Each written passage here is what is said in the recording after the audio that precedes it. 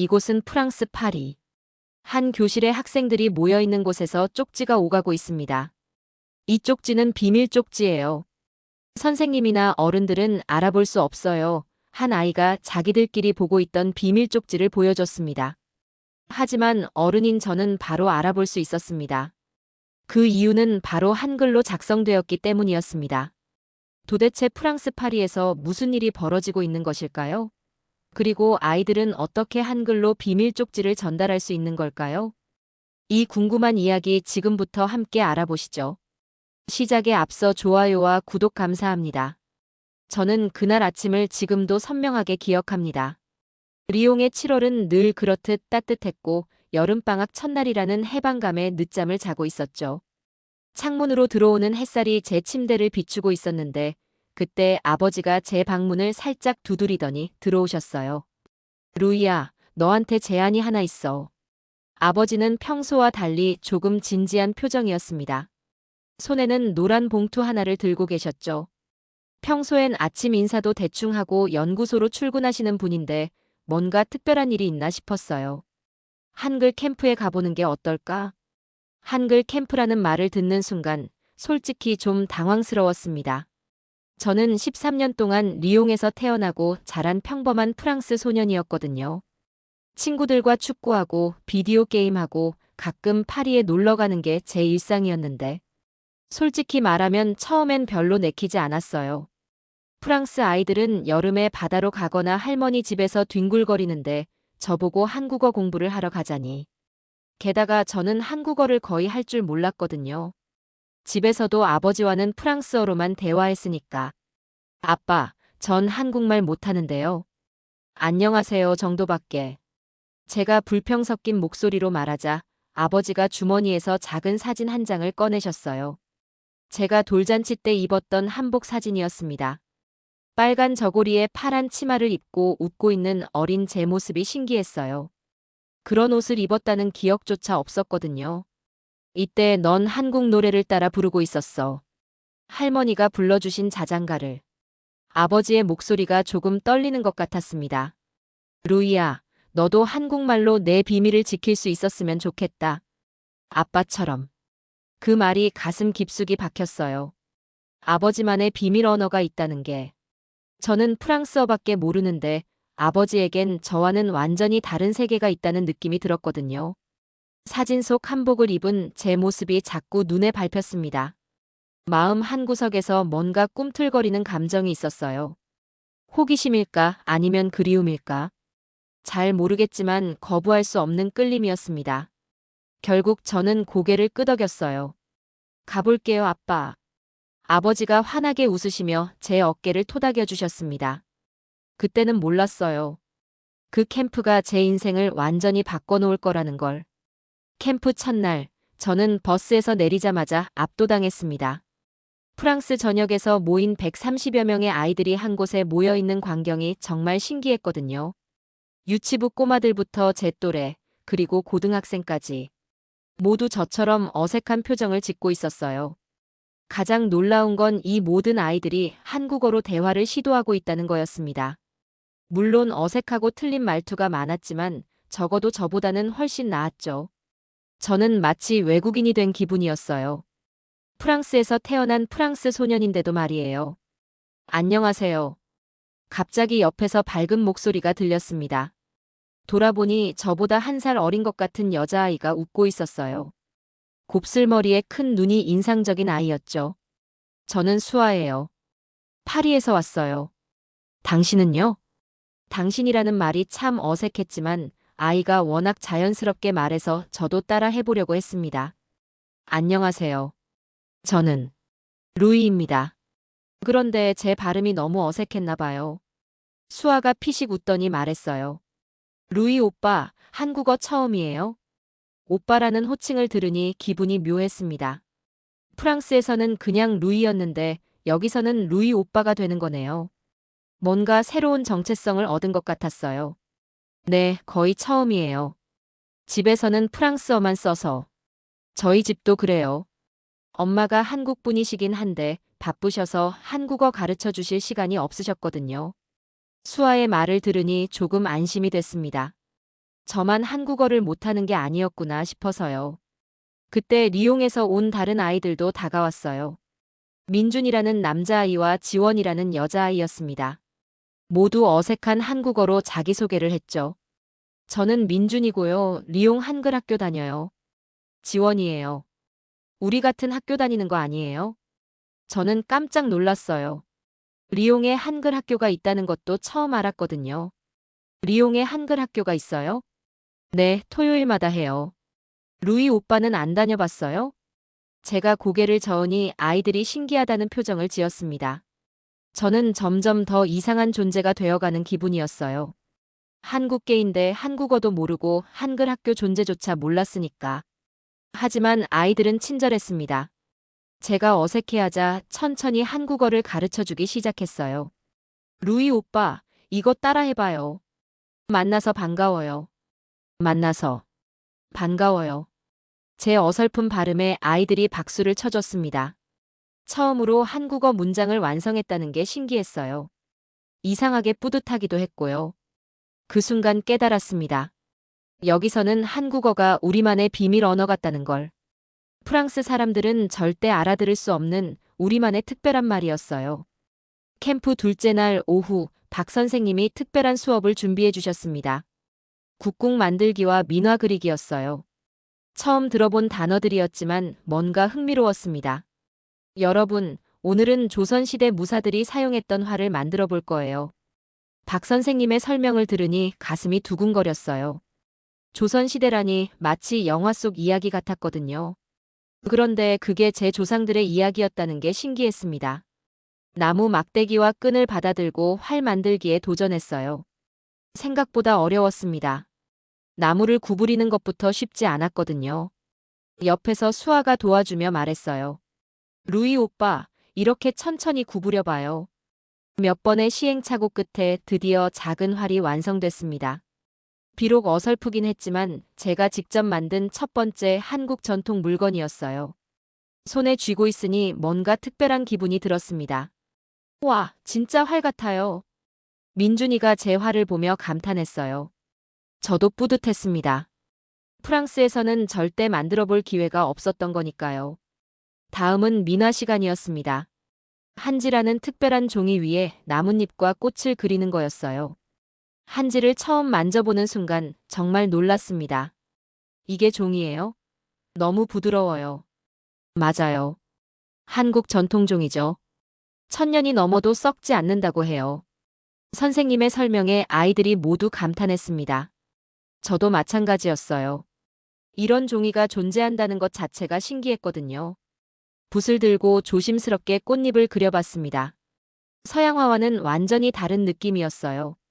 더 자유롭고 더 자연스러웠습니다. 먹물이 한지에 스며드는 모습을 보니 마음이 편안해졌어요. 루이야, 정말 잘 그리네. 옆에서 지켜보던 박 선생님이 칭찬해 주셨습니다. 제가 그린 작은 매화꽃을 보시며 고개를 끄덕이셨어요.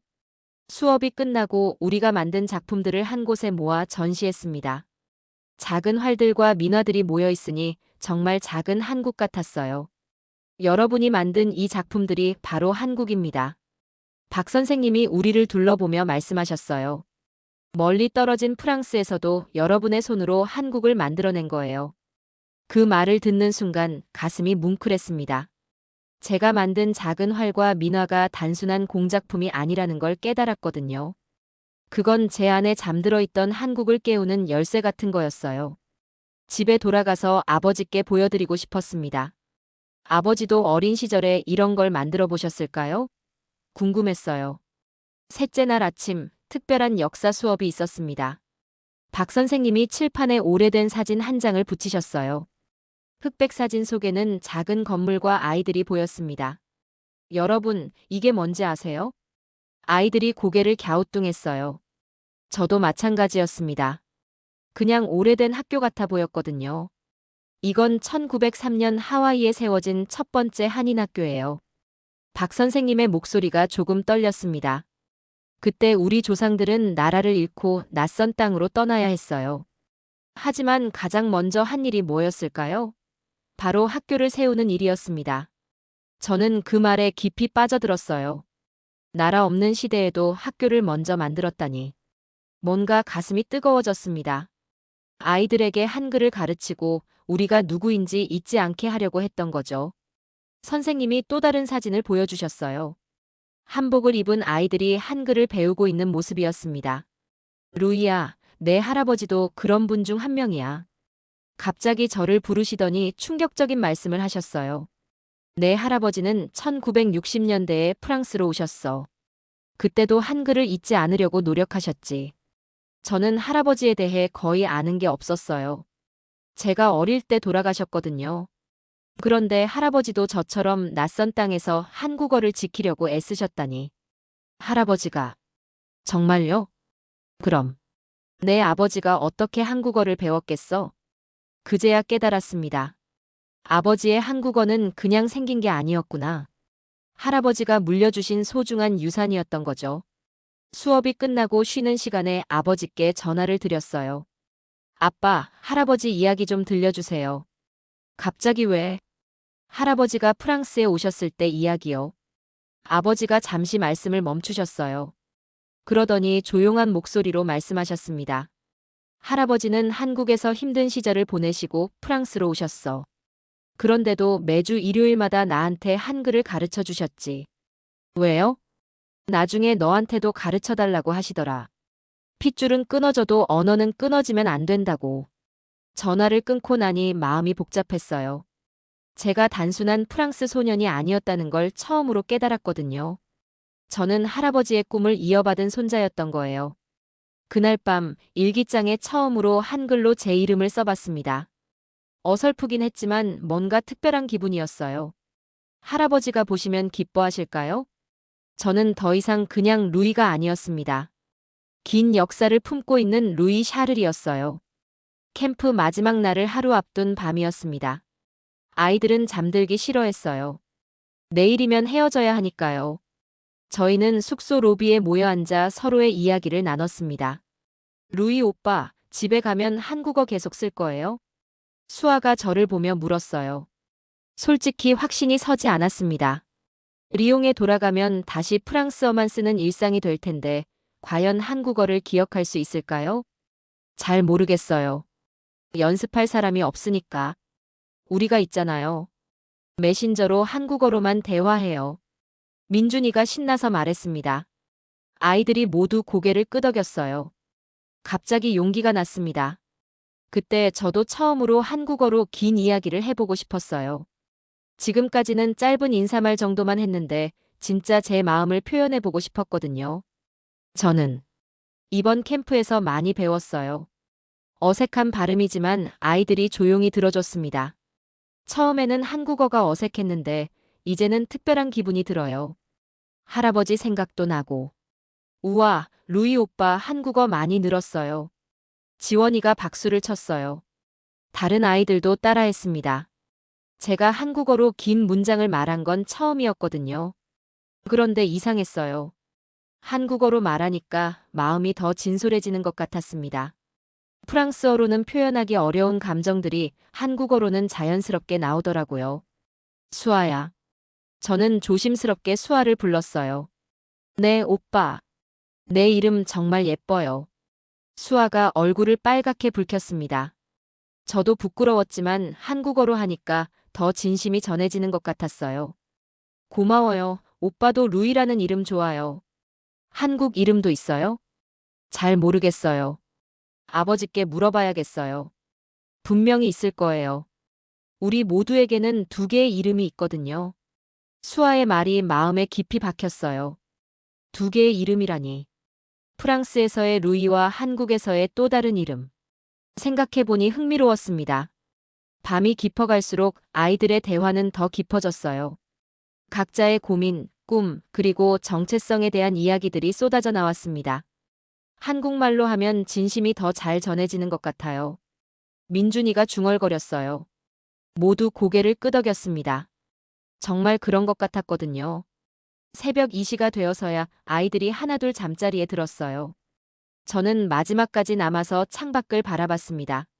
내일이면 이 모든 게 끝나는구나. 하지만 뭔가 시작되는 기분이기도 했어요. 한국어로 처음 진심을 전했던 그 순간을 저는 평생 잊지 못할 것 같았습니다. 캠프 마지막 날 학부모들이 오셨습니다. 아버지와 어머니가 함께 오셨는데 어머니는 처음으로 제가 한국어를 하는 모습을 보게 되는 거였어요. 갑자기 긴장됐습니다. 부모님께 그동안 배운 한국어로 인사해 보세요. 박 선생님의 말씀에 아이들이 하나씩 나서기 시작했어요. 차례가 되어 저도 앞으로 나갔습니다. 아버지가 기대에 찬 눈으로 저를 바라보고 계셨어요. 안녕하세요. 저는 루이 샤를입니다. 처음으로 부모님 앞에서 한국어로 자기소개를 했어요. 목소리가 떨렸지만 끝까지 해냈습니다. 이번 캠프에서 저는 할아버지에 대해 알게 됐어요. 그리고 한국어가 얼마나 특별한 언어인지도 배웠습니다. 어머니가 놀란 표정을 지으셨어요. 아버지는 눈시울이 붉어지고 계셨습니다. 앞으로도 한국어 공부를 계속할 거예요. 할아버지가 아버지께 물려주신 것처럼 저도 나중에 제 아이에게 물려주고 싶어요. 말을 마치자 부모님이 박수를 쳐주셨어요. 특히 아버지는 눈물을 참으려고 애쓰고 계셨습니다. 발표가 끝나고 자리로 돌아오니 아버지가 작은 편지지를 꺼내셨어요. 루이야, 이거 읽어봐. 편지에는 아버지의 한국어가 적혀 있었어요. 그동안 배운 한글 덕분에 천천히 읽을 수 있었습니다. 아들아, 처음으로 아빠와 내가 같은 언어로 마음을 나눴구나. 할아버지가 살아계셨다면 얼마나 기뻐하셨을까. 내가 한국어로 꿈을 꾸는 날이 오길 바란다. 편지를 읽는 순간 울컥했어요. 아버지의 진심이 고스란히 전해졌거든요. 아빠, 고마워요. 제가 한국어로 말하자 아버지가 저를 꽉 안아주셨어요. 루이야, 이제 우리 집에서도 가끔 한국어로 대화하자. 옆에서 지켜보던 어머니도 눈물을 닦고 계셨어요. 루이, 나는 한국어를 못하지만 내가 그렇게 자랑스러워 보인 건 처음이야. 어머니의 프랑스어가 이상하게 따뜻하게 들렸어요. 마지막 기념 촬영 시간이었습니다.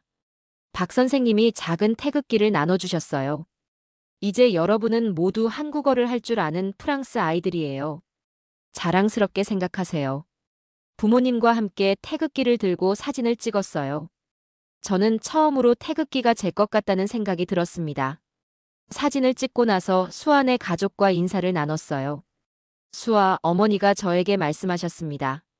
루이야, 한국어 정말 많이 늘었구나. 앞으로도 수아랑 한국어로 대화해줘. 네, 약속해요. 캠프장을 떠나면서 아버지가 제 어깨에 손을 올리셨어요. 루이야, 이제 너도 진짜 우리 가족이 된 것 같다. 그 말의 의미를 이제야 알 것 같았어요. 언어가 우리를 하나로 만들어준 거였어요. 부모와 자녀가, 그리고 과거와 현재가 한국어라는 다리로 연결된 순간이었습니다. 해가 지고 난 후 캠프파이어가 시작됐습니다. 마지막 밤을 기념하는 특별한 시간이었어요. 아이들은 모두 둥글게 모여 앉았고 가운데에는 활활 타오르는 모닥불이 있었습니다. 이제 여러분이 준비한 발표를 해볼까요? 박 선생님의 말씀에 아이들이 하나씩 앞으로 나가기 시작했어요. 어떤 아이는 한국 동요를 불렀고 어떤 아이는 짧은 한국어 연설을 했습니다. 저도 준비한 게 있었어요. 어젯밤 몰래 쓴 짧은 시였습니다. 한국어로 쓴 첫 번째 시였죠. 떨리는 마음으로 앞으로 나갔어요. 저는 짧은 시를 낭송하겠습니다. 모닥불 앞에 서니 얼굴이 따뜻해졌어요. 아이들의 기대에 찬 눈빛이 보였습니다. 제목은 나의 두 이름입니다. 심호흡을 하고 천천히 읽기 시작했어요. 루이는 프랑스에서 부르는 이름, 그런데 한국어로 부를 때는 더 따뜻해요. 할아버지가 남겨주신 말들이 내 마음속에서 꽃이 되었어요. 목소리가 떨렸지만 끝까지 읽었습니다. 아이들이 박수를 쳐줬어요. 수아가 엄지손가락을 치켜 세워주었고요.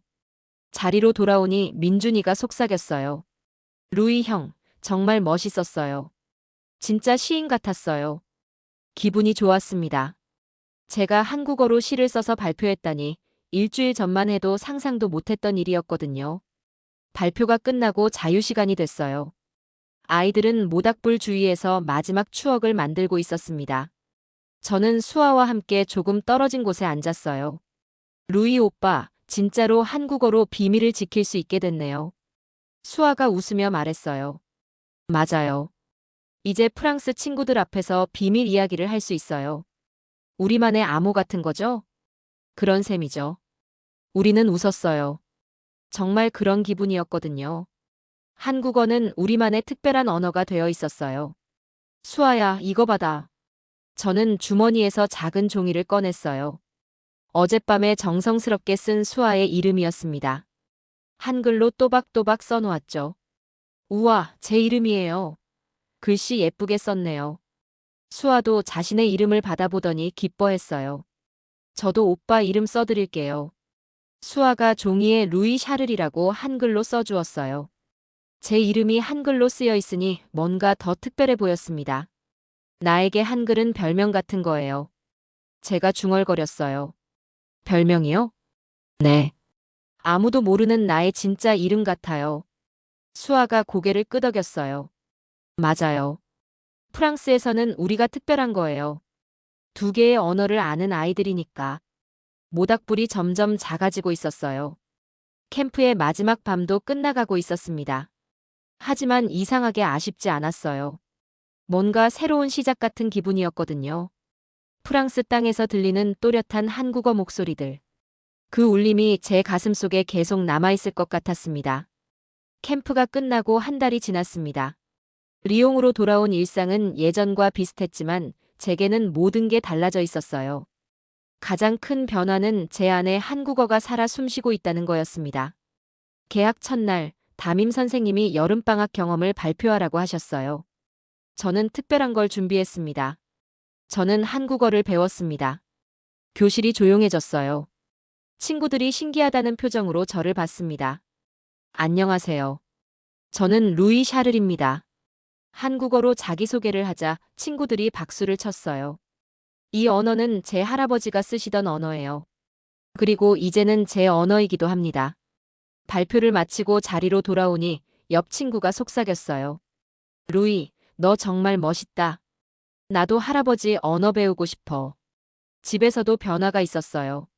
아버지와 저는 이제 가끔 한국어로 대화를 나눴습니다. 루이야, 오늘 학교 어땠어? 재미있었어요, 아빠. 한국어로 대화할 때마다 아버지가 환하게 웃으셨어요.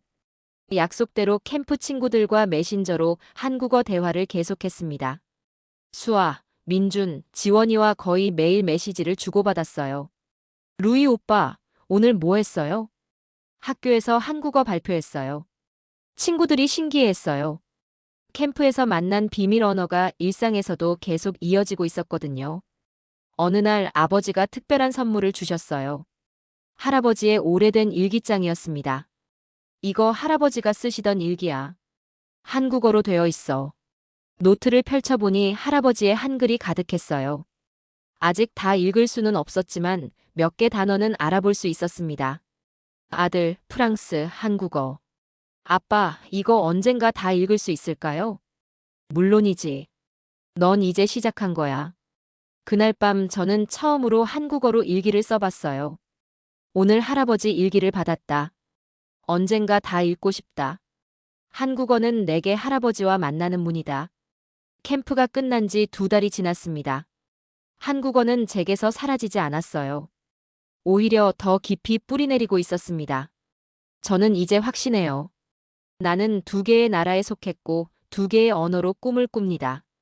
그리고 그중 하나는 할머니가 나를 부르던 말이었어요. 루이야.